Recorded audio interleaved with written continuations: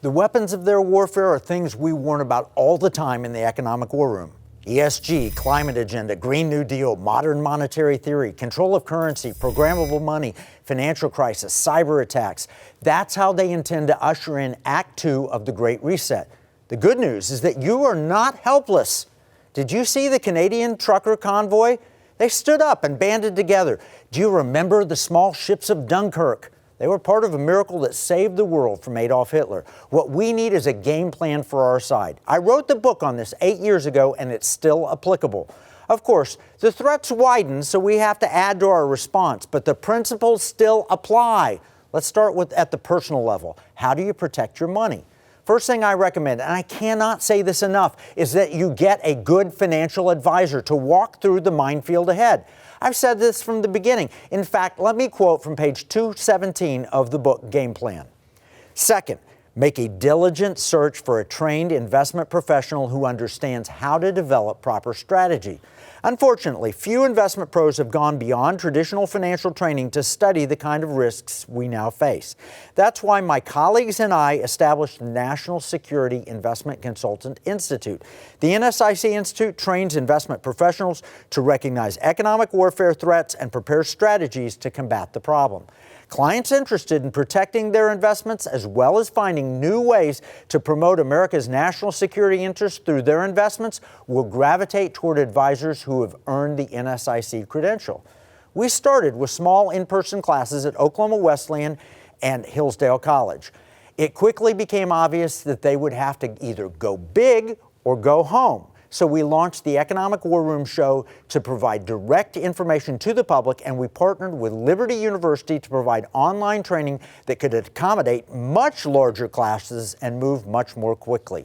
What we found is a large and growing number of clients wanting help. And as we predicted, the China threat before most people saw it, we also predicted ESG investing and woke capitalism well ahead of the curve.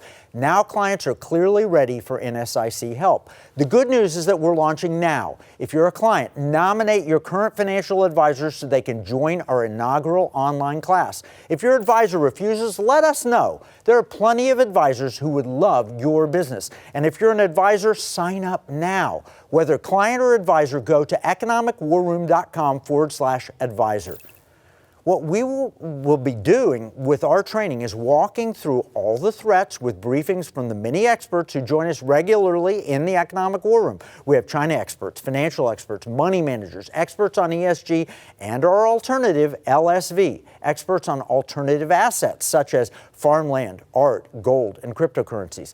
We do not provide client-specific advice. That's what advisors are for, but we do provide training, education, and information on the threats and how to combat them.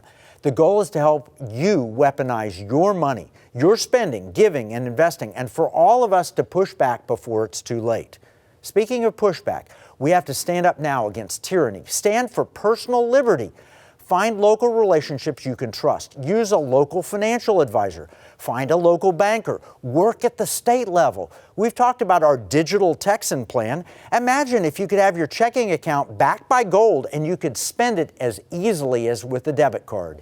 What if we had extraordinary digital security and it was backed by the blockchain? What if the state made it legal tender and stood behind it?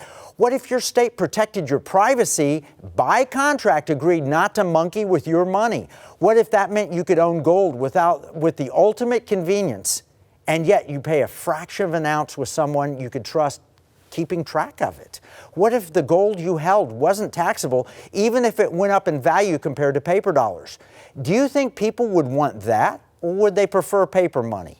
Just so you know, this is all constitutional. We outlined it in Game Plan and on our show about programmable money. And we're holding some private summits on it as well. Think of these as conservative versions of Davos and our plan for a positive Great Reset. This is just one of the many solutions developed in the Economic War Room.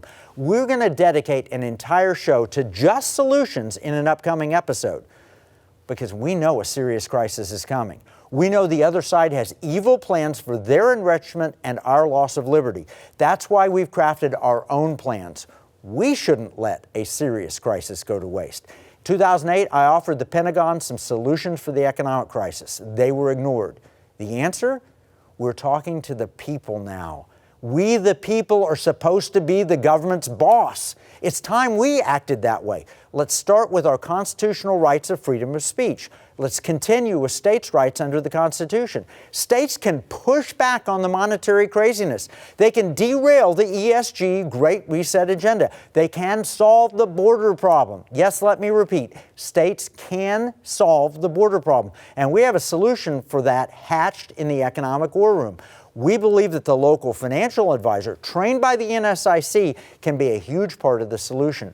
We've identified 10,000 advisors to train.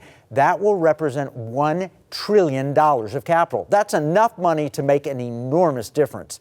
If Twitter cancels you, we can spring up an alternative that's better with free speech. That makes it non-cancelable. We'll have alternative cloud hosting, alternative emails, alternative banks. It's a big vision, but it's not impossible. $1 trillion can cover it. When Americans see an alternative, they'll run to it. We need to bathe all of this in prayer. The Bible says that you should not say, I will enter such and such a city, do business there, and make a profit. Instead, you ought to say, if the Lord wills, I will do this. The Bible teaches us to submit our plans to the Lord, and He will bring them to pass. But He does it His way. We just need to remain willing, listening to His voice, ready to obey. That's our commitment. That's the purpose of the Economic War Room. We have a big vision, and we're looking for those who are willing to help.